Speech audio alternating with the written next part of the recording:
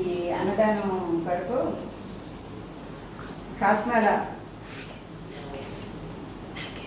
నాగేంద్ర వాళ్ళ బాబుది, నాగేంద్ర గారి బాబు ఆశ్లేష పుట్టినరోజు సందర్భంగా వారు భోజనాలు పంపించారు. వాళ్ళు రావటం కుదరదని చెప్పి మరి వృద్ధులందరికీ కూడా భోజనాలు పంపించారు పెట్టమని.